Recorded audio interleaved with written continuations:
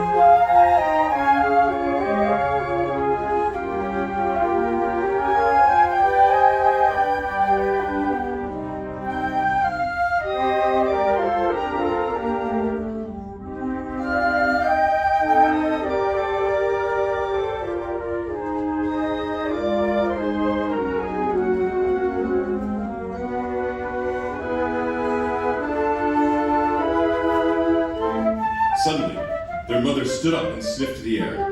Sharp, crackling sounds and bright comets and frightened, frantic foxes flew through the forest. Trees turned to torches behind them. Sparks exploded overhead. It was fire!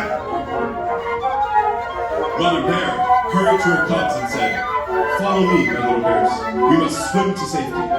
Stay close." They plunged deep into the lake. It was deep, it was cold, it was so very, very far to the other side. They swam and swam and swam through the hot, smoky day, through the long, spangled night.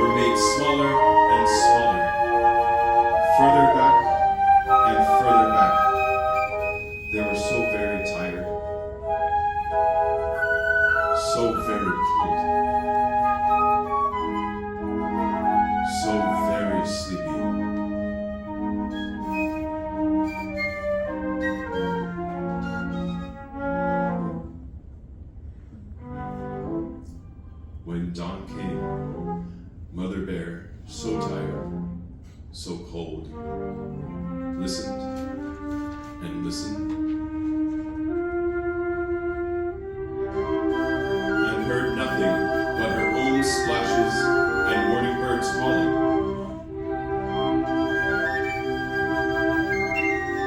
And she looked and looked and saw nothing but the radiant, cruel dawn and an empty shore waiting. Her feet finally touched bottom, and she crawled onto the beach and sank her tired body to the sand. She closed her eyes and listened and listened.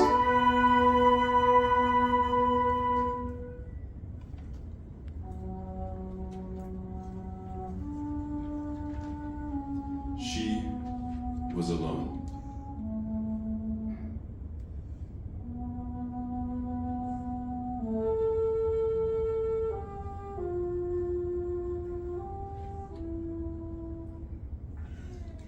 She gazed out at the lake, at the cold, silent lake, and cried, "Swim, little bears, don't lose heart. It's not much further. I'm waiting for you."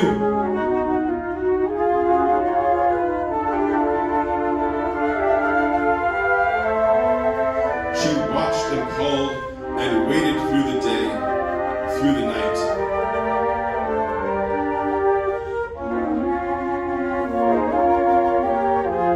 She pulled her weary body up on a high dune so she could see better. Through another day and another night, she waited.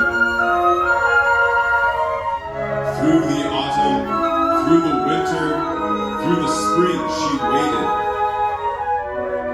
Through the seasons, one after another, she waited.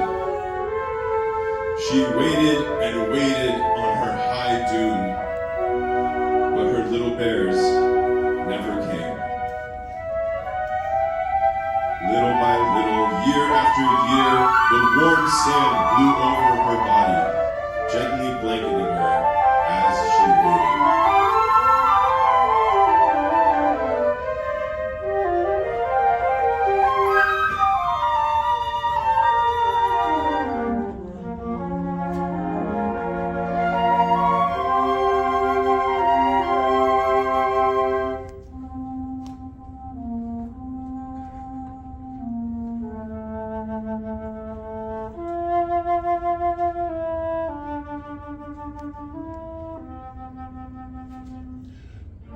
And then one day, the great Manitou, honoring her devoted vigil, gave up her two little cubs and lifted them from where they'd slipped under so long ago to be deep green islands in the deep blue lake, warm and kissed by the sun, where their wandering mother, waiting for them, could watch from her high dune forever.